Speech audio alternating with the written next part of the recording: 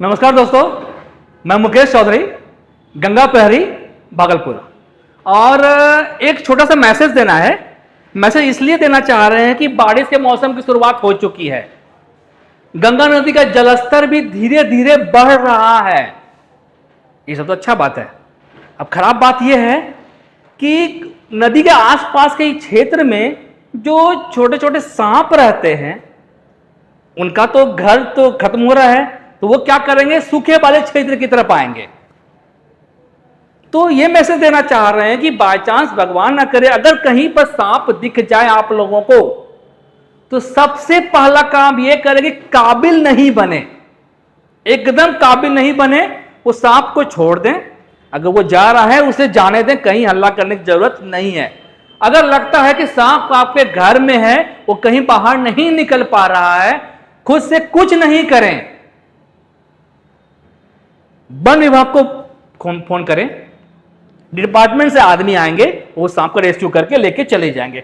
खुद से कुछ करने की जरूरत एकदम नहीं है।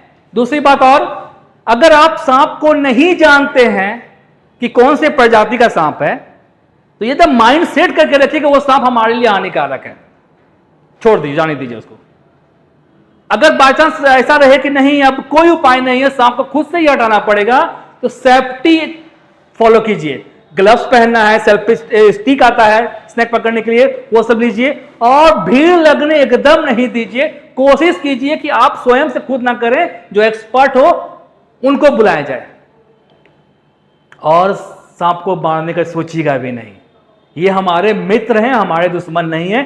और हमारे क्षेत्र में कई ऐसे सांप हैं जो कि अफवाह फैला हुआ है कि जहरीला होता है, काटेगा तो डेथ निश्चित है। ऐसी कोई बात नहीं है।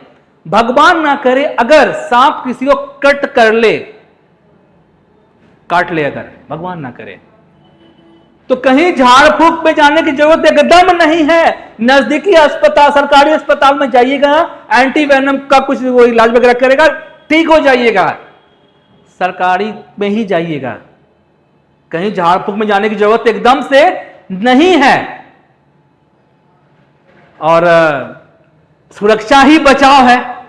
आप भी सुरक्षित रहें और सांपों को भी सुरक्षित रहने दें। वो भी हमारे मित्र हैं, हमारे आसपास ही रहते हैं। तो जलस्तर गंगा नदी का बढ़ गया है तो बेचारे कहां जाएंगे। तो बहुत बहुत धन्यवाद।